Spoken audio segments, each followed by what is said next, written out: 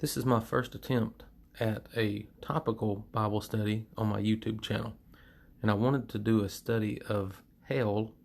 I certainly think that there are a lot of people that have a misconception or misunderstanding of what hell is.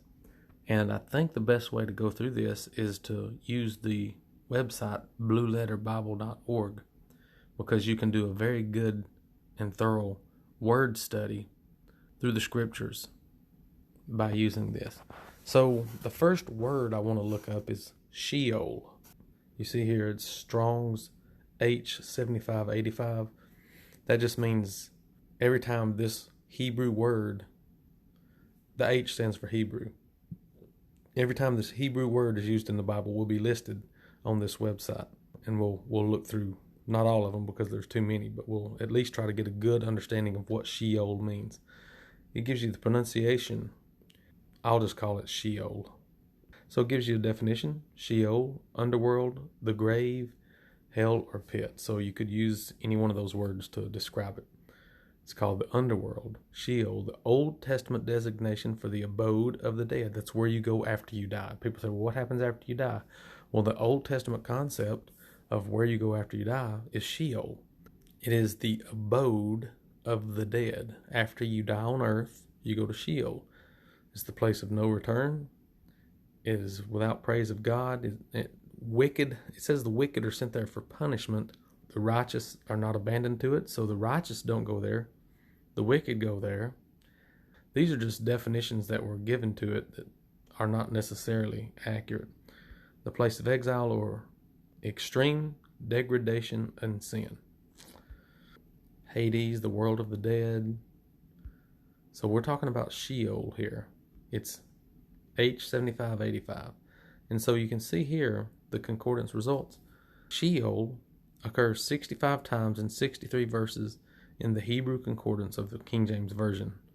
And every single one of those times that Sheol is used, it's in the Old Testament.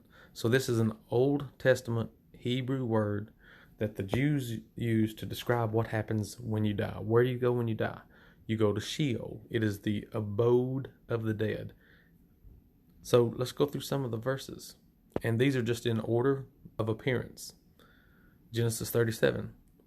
And all his sons and all his daughters arose to comfort him, but he refused to be comforted. And he said, for I shall go down into the grave, to my son in mourning. Thus his father wept for him. So this is simply where you go when you die. Has absolutely no indication of whether it's a good place or a bad place. It is just a place where you go when you die. It's called the grave in Genesis 37. But he said, my son shall go down with you, for his brother is dead, and he is left alone. If any calamity should befall him along the way in which you go, then you would bring down my gray hair with sorrow to the grave. So it means I'm going to be sad until I die. No indication of whether it's good or bad after you die. It just says I'm going to go to Sheol. I'm going to die. My physical body on earth is going to cease to live. And then I will go to Sheol, which is this unknown realm that nobody can tell us about, because once you go there, you can't come back. Genesis 44. But if you take this one also for me, and calamity befalls him, you shall bring down my gray hair with sorrow to the grave. So I think this is talking about what Jacob is saying this about taking his sons to Egypt. And Jacob is saying, I don't want to lose Benjamin, but like I lost Joseph. I believe that's the text we're reading about. So obviously, bringing his soul to the grave, he says it's just the grave. It's the same way we view the grave. When you drive past a graveyard and you look over there and you say, look at all the people that have died. That's all you know about it. You don't know whether they're happy or sad or even conscious at all anymore. They're in a place that you can't know because you can't go there, and they can't come back and tell you about it. They have died. They are in the grave. That is called Sheol. But if the Lord creates a new thing, and the earth opens its mouth and swallows them up with all that belongs to them, and they go down alive into the pit, then you will understand that these men have rejected the Lord. So he's saying, if these people died, then you know that God was not pleased with them. If they die, if the earth opens up and swallows them up and they die, then you know they rejected the Lord. So 2 Samuel, the sorrows of Sheol surround me. The snares of death confront me. I don't think this is a verse that you could use to indicate that Sheol is a place of torment or anguish. I believe he's just saying, I'm sorrowful unto death. I'm so sad because it looks like death has confronted me. I'm at death's door. I may die today, and I'm sad about it. I'm going to cease to exist on earth.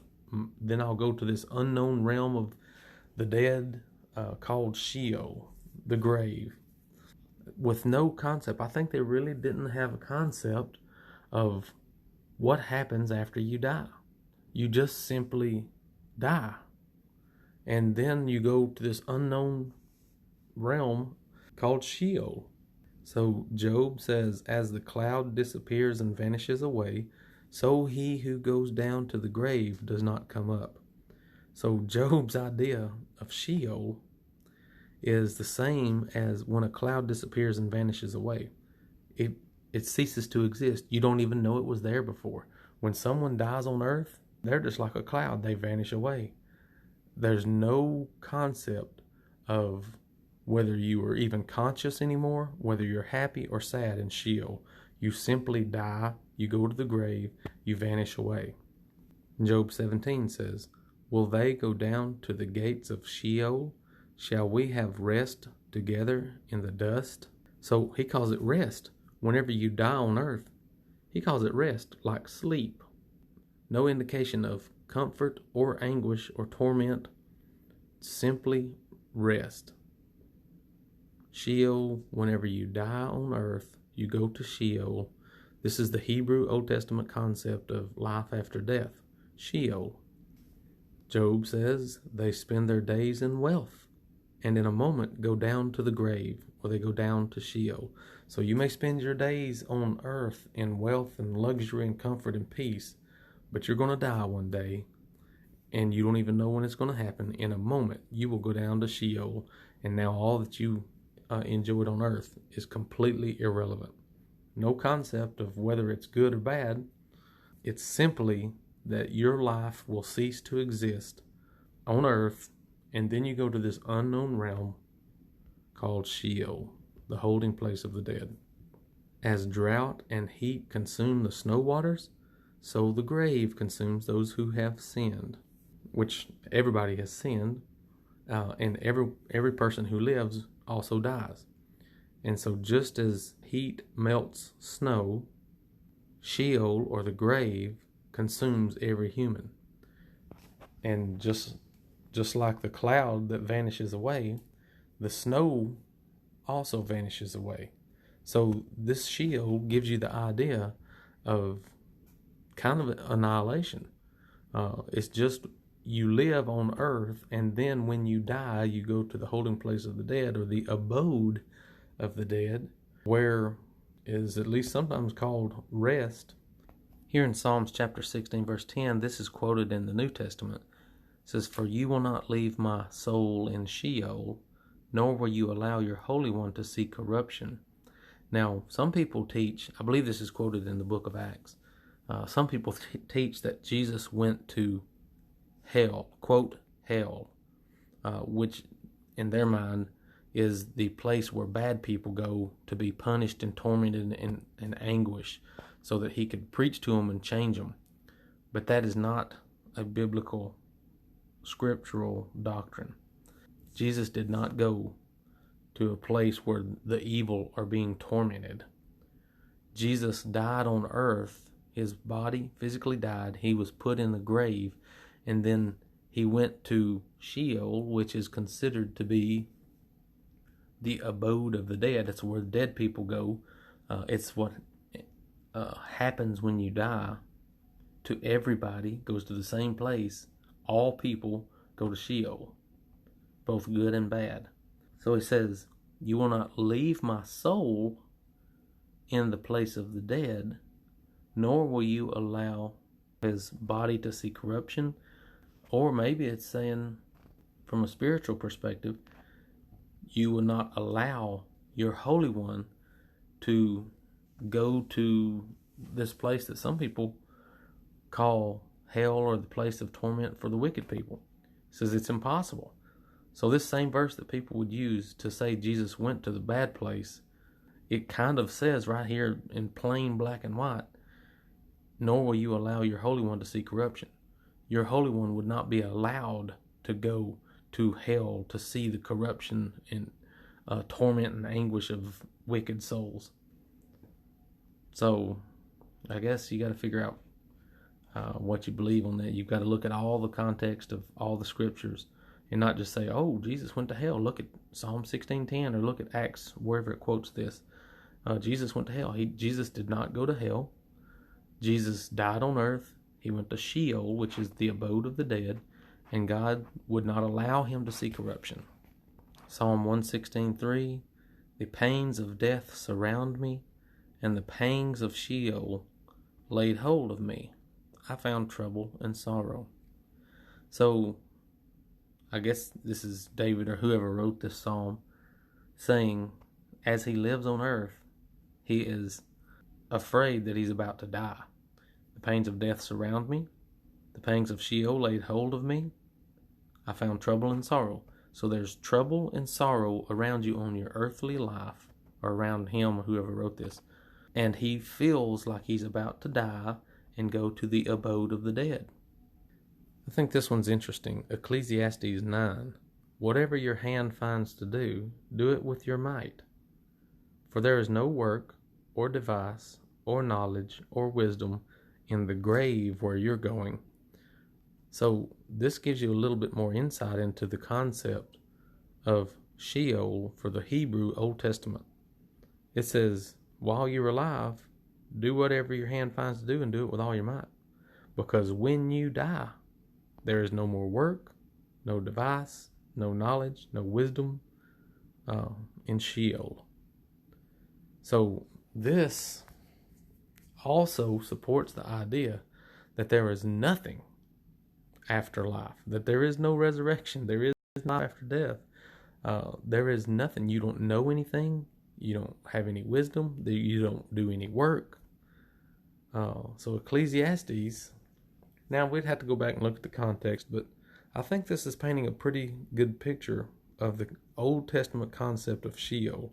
There's no indication of reward or punishment in Sheol. It is simply the abode of the dead. It's what happens when you die. When your earthly body dies, you go to Sheol, and nobody can tell you anything about it, because nobody can go there and come back and tell you about it. And there's even some indication that the concept was rest, or sleep, or complete lack of wisdom, knowledge, work. So that's the first page, and you can see here page 2 is Isaiah 28 through Habakkuk 2. But I think we've got a pretty good concept of the Old Testament concept of Sheol. Now I want to look at the New Testament concept. The word Sheol is never used in the New Testament. That's a Hebrew word that's only used in the Old Testament. The word that is most often used in the New Covenant is Gehennah, or it's often translated hell. The other word that is translated hell in the New Testament is Hades. But I want to first look at Gehennah. It's Strong's G1067. That means it's a Greek word, and you can see here Geenna as the Greek word that was used. It's pronounced Gehennah, but I guess in English we pronounce it Gehennah. And it tells you the origin of the words. The origin is two Hebrew words, H1516 and H2011. Look at this right here under Strong's definitions.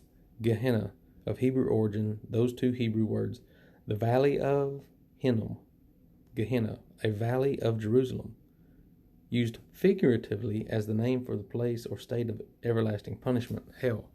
So that's a figurative use of it. The literal use of it was a physical valley just in the southwest of Jerusalem, where they threw their trash. The outline of biblical usage: hell is a place of future punishment called Gehennah, or Gehennah of fire. This was originally the valley of Hinnom. Those two Hebrew words, Geh and Hinnom. Gehenna means the valley of Hinnom, and it was a literal valley south of Jerusalem where the filth and dead animals of the city were cast out and burned. And it says it's a fit symbol of the wicked and their future destruction. So what happens when you have a trash heap? Essentially what the valley of Hinnom was, the trash heap where they burned trash and dead animals. The trash and dead animals were consumed. If this is used as a figurative representative of what happens to wicked people, the people in Jerusalem could just say, look at the valley of Hinnom, look at Gehenna, because that's what they would say. Gehenna, the literal valley of Hinnom, south of Jerusalem, where we throw all of our trash and dead animals and we burn it, and it's consumed and it ceases to exist. You can't even see it anymore. That's what Gehenna is. The word Gehenna comes from two Hebrew words. It's a Greek word that comes from two Hebrew words. Geh and Hinnom means the valley of Hinnom, where we threw our trash. It's the trash heap. It says here, Strong's G1067, Gehenna, occurs 12 times in 12 verses in the Greek accordance with the King James Version. So it only occurs 12 times, and every single time is in the New Testament. So Sheol is used exclusively in the Old Testament. Gehenna is used exclusively in the New Testament. Gehenna is a Greek word. Sheol is a Hebrew word. They essentially mean the same thing. So let's look at a couple of these verses. Matthew 5, but I say to you, that whoever is angry with his brother without cause shall be in danger of judgment, and whoever says to his brother, Raca, shall be in danger of the council, but whoever says, you fool, shall be in danger of hell fire. So they're saying you would be in danger of being thrown out with the trash in the valley of Hinnom, south of Jerusalem. That's the concept. That is, we have a different concept. I have no concept that this word was derived and used as a literal, visible place that they could see on earth just south or southwest of Jerusalem, where they threw their trash and burned it. But whoever says you fool shall be in danger of hellfire. Shall be in it. And their idea, whenever they heard that, their visual image would be painted of the fire that they have seen burning the trash southwest of Jerusalem, which consumes the trash and it ceases to exist. If your right eye causes you to sin, pluck it out and cast it from you, for it is more profitable for you that one of your members perish than for your whole body to be cast into the valley of Hinnom, where we throw the trash and consume it. So Matthew 23, woe to you scribes and Pharisees, hypocrites, for you travel land and sea to win one proselyte, and when he is won, you make him twice as much the son of hell as yourselves. So you make them twice as much the son of being thrown out with the trash in the valley of Hinnom, southwest of Jerusalem. Now, I believe that this is being used figuratively. I don't believe that Jesus was just saying, what do you scribes and Pharisees, hypocrites? We're going to throw your physical bodies into the valley of Hinnom and burn them. I don't think Jesus was saying that. I think Jesus was using the visible trash heap furnace to paint a picture of what's going to happen to the scribes and Pharisees, the hypocrites, when they die. They are going to be burned up like the trash. It doesn't say that they're going to be experience eternal anguish, never-ending anguish, which is what people think hell is.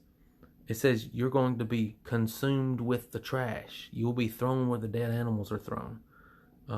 Your body will be consumed in the trash heap furnace.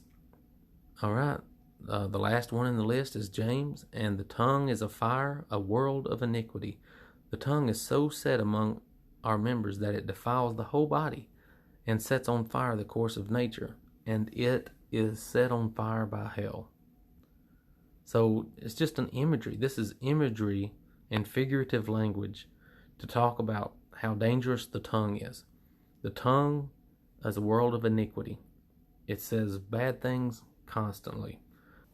Let's just think about that huge bonfire that we have in the Valley of Hinnom, where we continuously keep it going because we've got a constant source of trash and dead animals to throw in there and burn it. So the fire is just always burning because we've always got trash. This is not talking about eternal anguish or eternal torment in a place of the dead. It's just painting an image of a bonfire where it consumes everything that you throw in it. So let's look at the word Hades. So now we have Strong's G86, which is Hades. You can see the pronunciation here is Hades, but I'm going to call it Hades because that's what I'm used to calling it. This is interesting.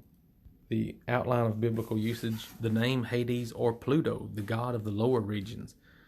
Orcus, the netherworld, the realm of the dead. Later use of the word, the grave, death, or hell. So to me, this is the same as Sheol. Sheol and hell and Hades all mean the same thing. It is the place of the dead. Gehennah is often used as a literal image that should be conjured in every Jewish mind that lived in or near Jerusalem probably has seen the fire that burned in the Valley of Hinnom. And so it's just an image of a fire. So think about what happens to all the things that are thrown in Gehennah or the Valley of Hinnom. They are consumed and they cease to exist. All right, so now we have Strong's G86, which is Hades, occurs 11 times in 11 verses, and every single time is in the New Testament. So Hades is a New Testament word. Sheol is an Old Testament word. Or the words used that are translated hell are either Gehennah or Hades. We've already gone through some of the scriptures that use the word Gehennah, and that just paints a picture of the literal fire that they could see burning outside of Jerusalem. And now we're going to look at the words Hades. Matthew 11.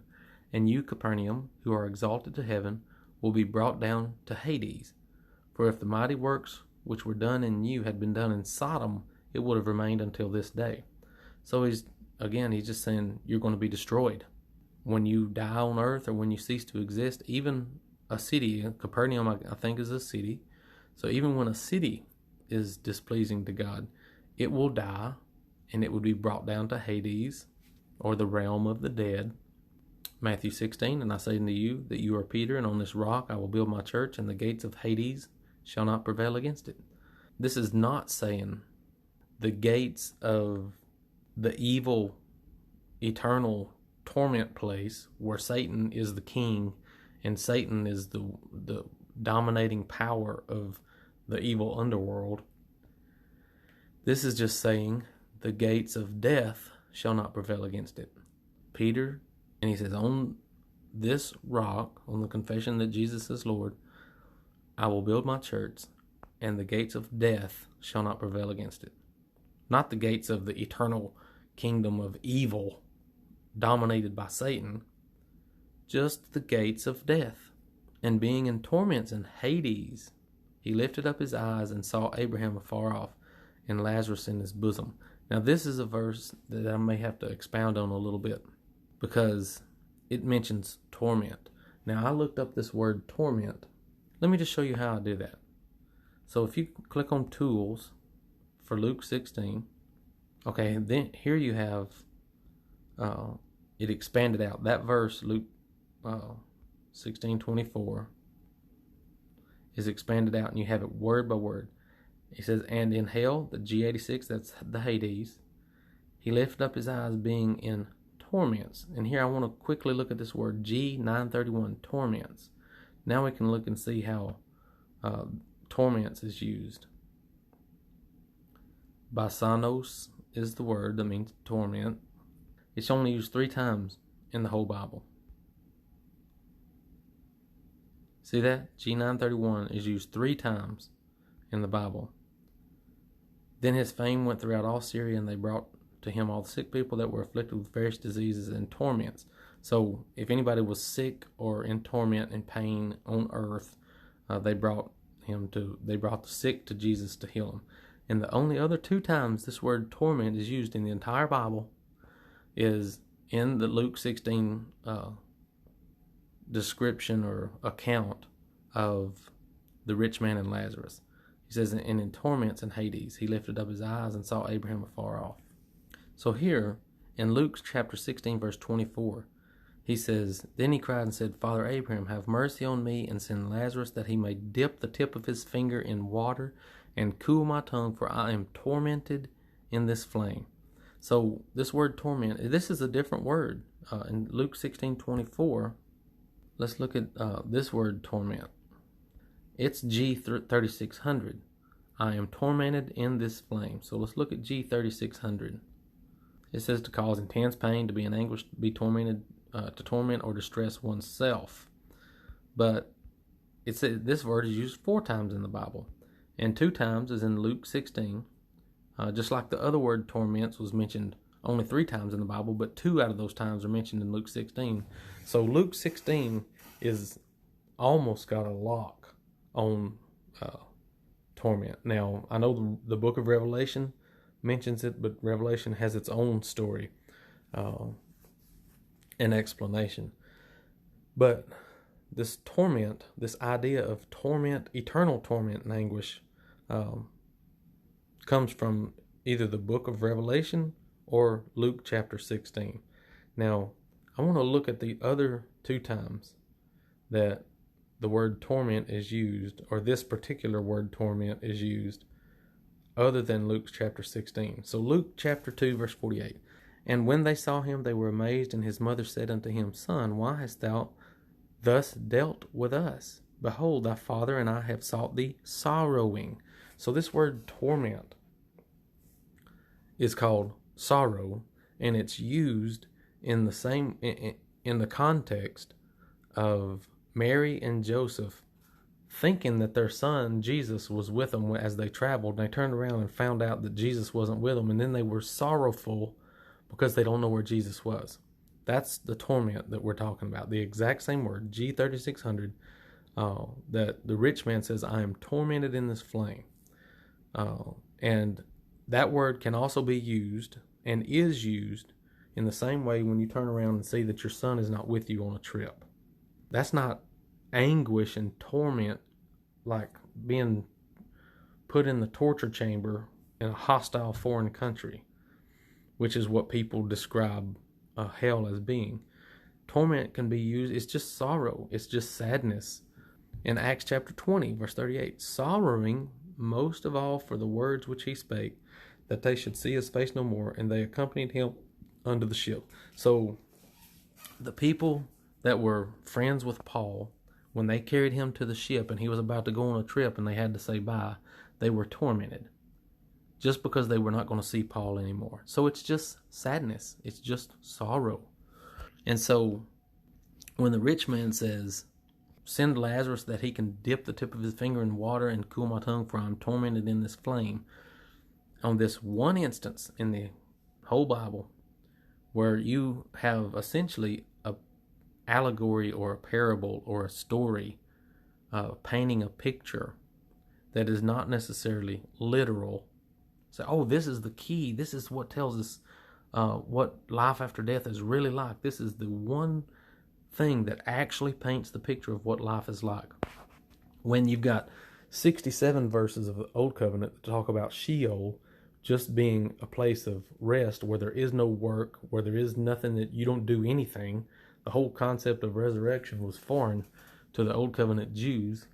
Now, I believe there was a lot, or at least some indications that they should think about eternal life and Old Covenant and resurrection. But for the most part, they thought they lived and then they died and it was all over. And then you've got Gehennah used 12 times in the New Testament. The primary use of that word is to paint an image of the trash heap furnace where they burn trash and dead animals outside of Jerusalem. And now we're looking at the use of the word Hades, which is just considered to be the same exact thing as Sheol. It's where you go when you die. It is the abode of the dead, the holding place of the dead. And so now when you get to look at the idea of torment, torment is used very little in the Bible. This particular word was used 4 times, 2 of those times in Luke 16. Another form of the word torment was used 3 times, and 2 of those times was in Luke chapter 16. So there's only 3 other occasions where torment is used, where the same word that is used in Luke 16 that is translated as torment is used, and one of them is talking about when Mary couldn't find Jesus on a trip, and the other one is talking about when Paul's friends took him to the ship to travel back away so that they couldn't see him anymore. That's the idea of torment. And then you've got an image here of, or a story or allegory of being tormented in a flame. But listen, even in Luke 16 all by itself, if a person was being tortured and tormented, do you really think about other people when you're the one being tormented? Do you say, oh, I just don't want them to come here? Or do you scream in agony, begging for mercy, say, just kill me or do something? Please show mercy to me, end my suffering. See, I don't even think it makes sense to think that if the rich man was in a place of eternal anguish and torture and conscious torment, he wouldn't be thinking about other people. He would be screaming for mercy. He would be screaming to put out of his misery, not thinking about other people. So it was just a recognition that he was not in a good place and that he was sorrowful and that he wanted to prevent his friends and family from coming to the same place. And it's just an image of flame and torment, when the word torment is probably more accurately should be translated sorrow or sadness. All right, so now we're back from that little side note on Luke chapter 16. Now we're back looking at G86, which is the word Hades, because when I got to Luke 16:23, I had to take the little side note over to look at torment, which was the G3600 number word torment, which is considered sadness or sorrow. So other examples of how Hades is used in the New Covenant. Oh, here it is, Acts 2:27. This is where that verse that we discussed earlier is quoted in Acts chapter 2:27. Because thou wilt not leave my soul in Hades, neither will thou suffer thine Holy One to see corruption. So Acts 2:31, he seeing this before spake of the resurrection of Christ, that his soul was not left in Hades, neither will his flesh see corruption. So the explanation of Acts 2:27, as it is quoting from the Old Covenant Psalms, he says he was talking about the resurrection. Now people might not have understood that he was talking about the resurrection, but he's saying this was about the resurrection. You will not leave my soul in the place of the dead. You will not allow me to stay dead. Has absolutely no concept of you will not allow me to stay in the place where souls are tortured and severely beaten, and so that we experience conscious anguish and torment. That's not the idea. The idea is you will not allow me to stay dead. You will not let me stay in the realm of the dead.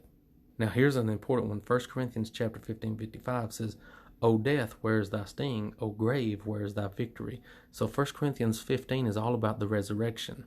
And go watch my video on 1 Corinthians 15 and study 1 Corinthians 15 and the resurrection with me. I would appreciate that. But he says, death has no more sting, and the grave, or Hades, the place of the dead, has no more victory. Because when you have resurrection, and I honestly think that this resurrection has already happened. Or at least there is the possibility that this resurrection has already happened. That certainly Jesus' resurrection already happened. But I'm wondering if you and I, as believers, have already experienced the resurrection too. That we will never die, that we have resurrection. Because there's a lot of scriptures that talk about that. So it's a little difficult, and that's not the point of this video. But I believe death and Hades has already been defeated. I believe Jesus defeated death and the grave, because now there is no more strength or power in death or the grave, in Hades or death, because death and Hades has been defeated by Jesus, and through faith, you and I have the victory over death and Hades. We don't have to worry about death anymore because we have resurrection life in Jesus Christ. Revelation 1, I am he that liveth and was dead, and behold, I am alive forevermore. Jesus is the one who died. He was in the place of the dead for 3 days and 3 nights. And he came alive. He was resurrected forevermore, never to die again. He conquered death and Hades. And he has the keys to Hades and death. Jesus has the keys. He defeated death and Hades. He has the keys to death and Hades. And you and I have the keys to death and Hades through faith in Jesus Christ. Those things have been defeated. You don't have to be in fear of death or Hades anymore, because through Jesus we have the victory. Revelation 6, and I looked, and behold, a pale horse, and his name that sat on him was Death, and Hades followed him. So this is personification of death and Hades, and power was given unto them over a fourth part of the earth, to kill with sword and with hunger and with death and with the beast of the earth. Now I think the book of Revelation, and I've made videos chapter by chapter on the book of Revelation, so we can study that together chapter by chapter. But I believe Revelation is about, the topic is 70 AD destruction of Jerusalem.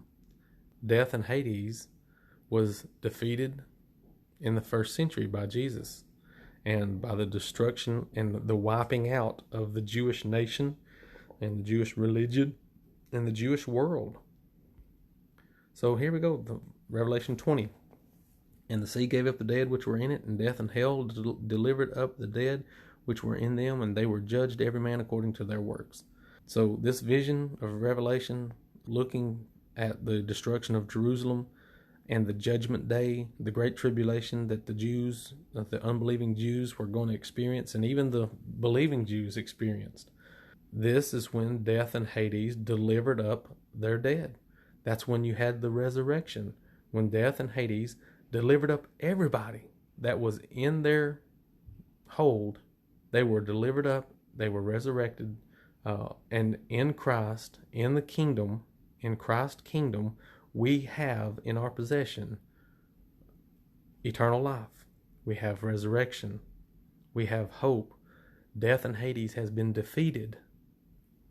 Hades is the place of the dead. Death is what happens when you no longer live on earth. Jesus conquered that, and he has the keys to death and Hades. And we, as believing Christians, now possess eternal life and resurrection life in Jesus Christ. Revelation 20:14, and death and Hades were cast into the lake of fire. This is the second death. So what happens when you die a second time? You're completely gone. You're completely eliminated. You're completely annihilated. You are no longer have any power. You have lost all power, and you are insignificant and have no bearing, no weight, no voice in the world anymore. And I believe this was accomplished in 70 AD at the destruction of the law of sin and death, which was the Jewish law. God wiped it out, did away with it. Now we have life, resurrection life through faith in Jesus Christ. Both Jew and Gentile, all who believe in him, have hope of eternal life. So here's a story, a study on hell, where we can clearly see that through Jesus we have the victory, we have hope, we have resurrection, we have life through Jesus Christ. We don't have to worry about death or the holding place for the dead. We don't have to worry about anything that happens after we die, because if you believe in Jesus Christ, you have resurrection life. He has defeated death and Hades. There is no more sting. There is no more victory for death and Hades. It has been accomplished. So I better stop there right there, and I would be very excited to read your comments and thoughts on hell, and I certainly have a lot more that I can discuss. So I'll probably make another video to talk about different aspects of hell, but this is enough for this video. Please like and subscribe, and put your comments down below.